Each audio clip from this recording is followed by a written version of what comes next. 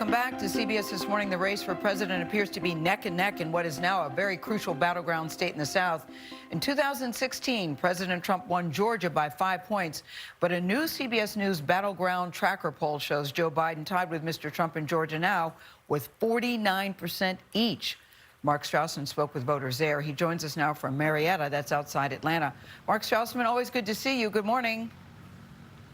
Good morning to you, Gail. Good morning to you. There's suburban Atlanta voters behind me have about a half-hour wait this morning. They represent Georgia's shifting demographics and preferences. A chunk of this county was once represented by Republican and former House Speaker Newt Gingrich. And yet 4 years ago, Hillary Clinton carried this county. And that explains why this dead-even 2020 presidential race is such a dogfight. Nearly 3 million Georgians have already voted early, despite lines as long as 10 hours. You ready, ma'am? Malcolm Williams and Jillian Solomon just met. This 65-year-old ex-cop is a volunteer driver, taking her to vote in an organized roll to the polls. People want to vote. And for people who can't get to the polls, it can be incredibly frustrating. NACA, a neighborhood assistance nonprofit, has 100 vans on Georgia's roads. So far, drivers like Williams have taken 12,000 people to vote. I'm not even interested in who they're voting for. You don't ask. Republican, Democrat, Independent, Snow White, I don't care. It doesn't matter to me. We're going to fill out some forms here. Georgia's changing, with 1 million more registered voters than in 2016. It's younger, more diverse than ever, no longer reliably red. The president and his family have repeatedly campaigned in a state Republicans once saw as an automatic win. His handling of COVID and the COVID economy divides voters here, where the CDC is headquartered. Another wedge issue.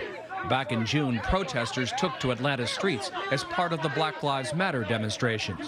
The president's call for law and order divides Georgians by race, according to our CBS Battleground Tracker. 65% of white Georgia voters say it makes them feel protected, but 71% of black Georgia voters believe it makes their lives more dangerous. Racial justice is Jillian Solomon's core issue. She voted for Biden. We're to heal.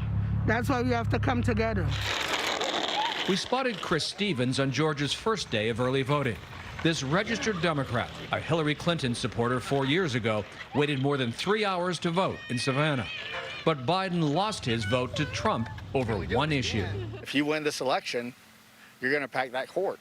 I think that's a radical thing. Biden has avoided answering whether he'd pack the court and said he'd appoint a commission to study the issue. But if there's one dominant issue here, it's COVID.